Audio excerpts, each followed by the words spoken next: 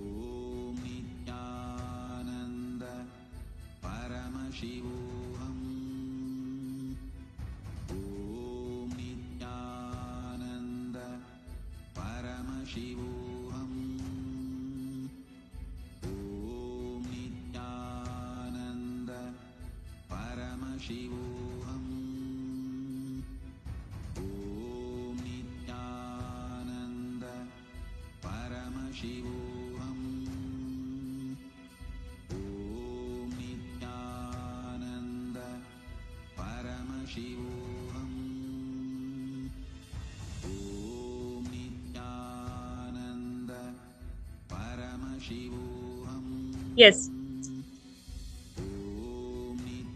Now, are you all able to identify the OCDs? Out of all the fears, what are all the fears which is actually holding you as your very identity? Now, from those fears, because you chose to take these fears as part of your identity. For example, somebody wrote, I don't think I can change, right? You started believing that this is part of you. Now, because you feel that this is part of you, because of this cognition of yours, how many things in your life you have missed? How many opportunities in your life you have missed? List down 5 things that you missed in your life just because you started entertaining these OCDs, these throbhavas, these delusions as part of you. Do you see that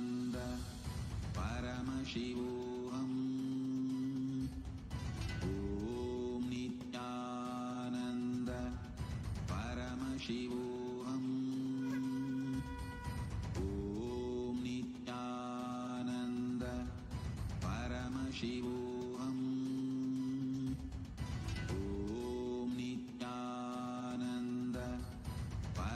Paramashivoham. Om Nithyananda Paramashivoham. Om Nithyananda Paramashivoham. Om Nithyananda Paramashivoham. Om Nithyananda Paramashivoham. Om Nithyananda Paramashivoham. Om Nithyananda Paramashivoham. Om Nithyananda Paramashivoham. Om Nithyananda Paramashivoham. Om Nithyananda Paramashivoham. Om Nithyananda Let's go to the next step.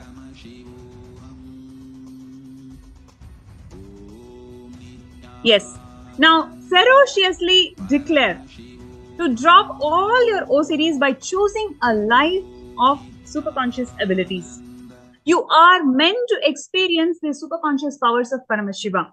Paramashivoham is an amazing opportunity where you experience these powers, where you experience these powers as your very lifestyle. Being part of Sarvangapita empowers you. Literally, it empowers you to manifest everything in your life. You become the very extension of Paramashiva. The amount of things that you lost because of your OCD is so much. So many opportunities in your life, so many avenues in your life. Simply, these OCDs have actually digested them, swallowed them. You have this ability, you have this option in front of you to make these OCDs irrelevant in your life and choose a life with Paramashiva as your extension. Manifest the superconscious powers of Paramashiva. So I really would like all the participants, whoever had a good click, yes, I realized that these OCDs have actually taken away my life from me. Just with this powerful cognition shift, take up an intention. Take up a decision to manifest Paramashivoham. Simply, you will see so many things are just waiting at the gate, waiting for you to manifest amazing things in life. So, we will be projecting the sign up links.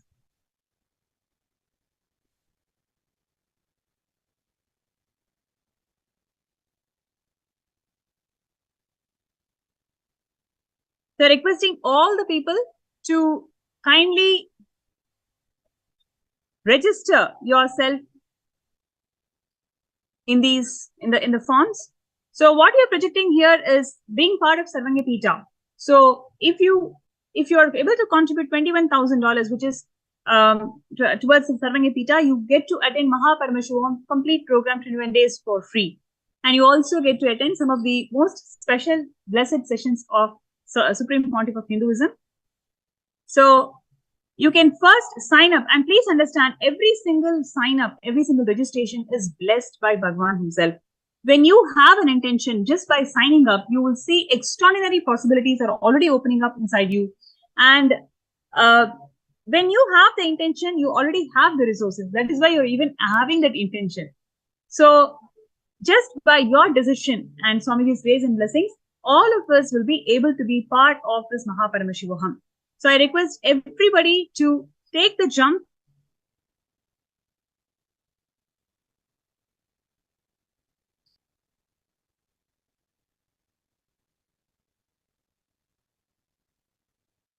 Yes, let's take few minutes for all of you to sign up. And next, we will be having an amazing power manifestation session where all of us will be guided into superconscious powers of Paramashiva.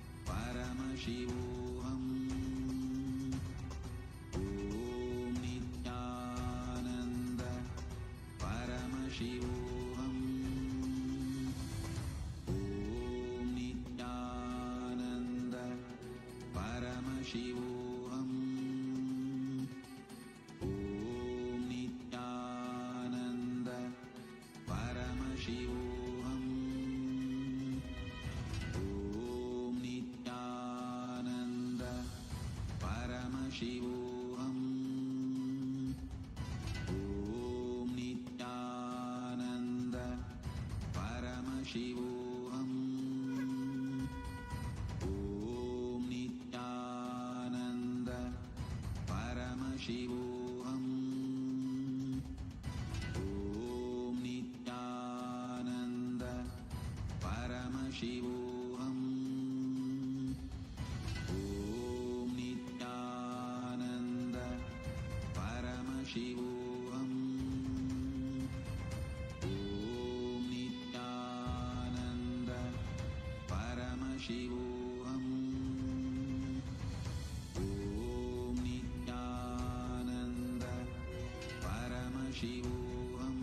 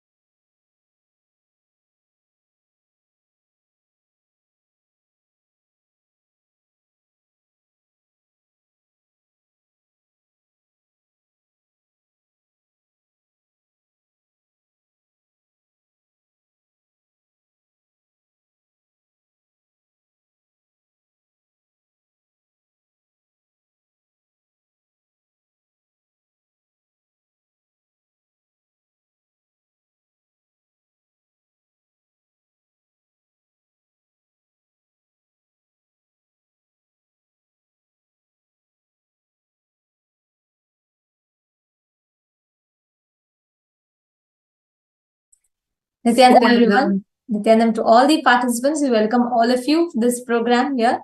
And so far, all of us, how many of you are really understanding about these obsessive compulsive patterns, the reactionary patterns that all of us have, which all of us struggle with in our lives? How many of you were able to identify this and see how it impacts your life? And how many of you were able to recognize those blind spots where you can, wherein you see these obsessive compulsive reactionary patterns impacting you? Please let us know in the chat.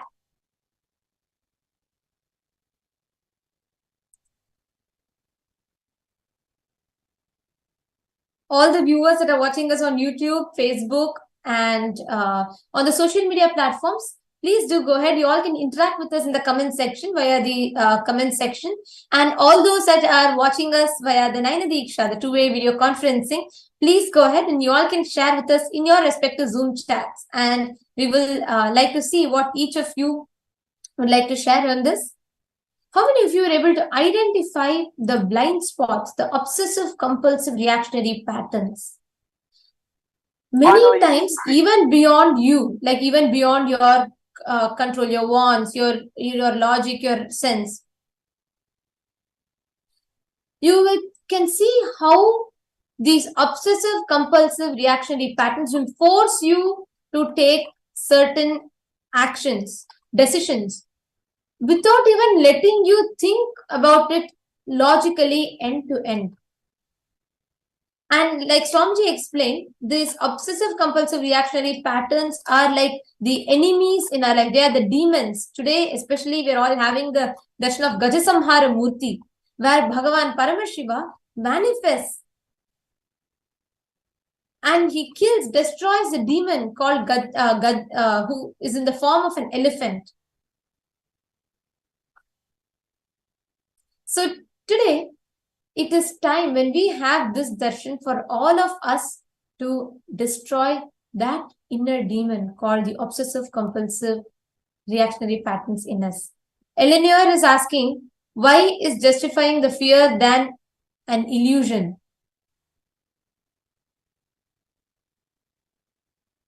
See, please understand, Eleanor Mayer. See, many times in our life, we fall into certain patterns. How many of you have like certain patterns where you will not even know why you are reacting a certain way, but you just burst out? For example, you just lash out on someone. It would have been a very small thing. Maybe that person didn't add enough sugar in the coffee. But you just scream at the top of your lungs, you lash out at them, you literally show all your anger on them. But after a while, you realize, oh, maybe I may not have reacted like this. How many of you have had such situations in your life? Please put yes in the chat.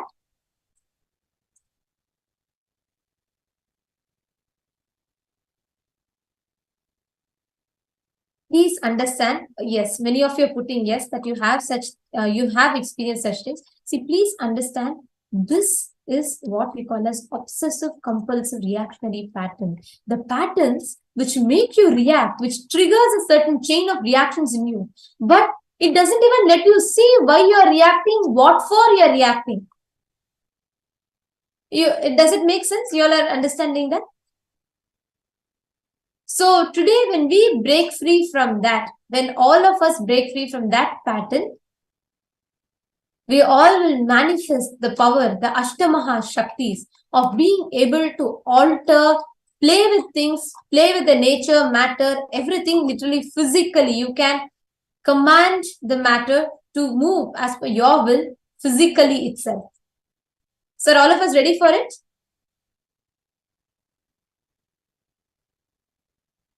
All right. So now I request everybody here to please get any object. Please get any object that you would like to manifest with. It can be anything. You can bring your a cup, a bowl, a ring, anything that you would like to. But you're going to be altering the physical dimensions or aspects of the matter in front of you through the power of Ashtamaha Shaktis. Yes. So we are ready for it. So this power of Ashtamaha Shaktis manifest when it gives you the ability to command the object, any object in front of you. It gives you the ability to command it to increase in height, decrease in height, increase the width, decrease the width, or increase the weight, decrease the weight. And you will be able to do so at your own will, just by willing consciously through the third eye. So let's all get ready for the power manifestation. I request everybody to get the object.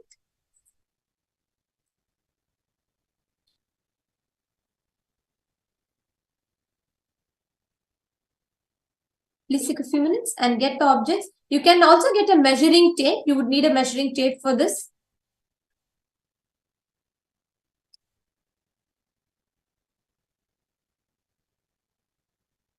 And you all can put which object you are going to be manifesting with in the chat.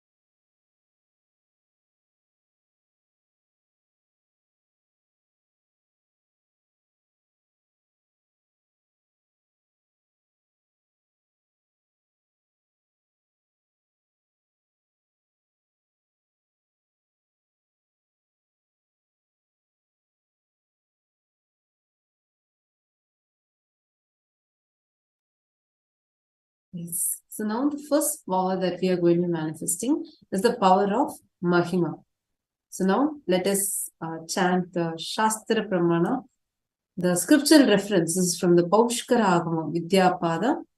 The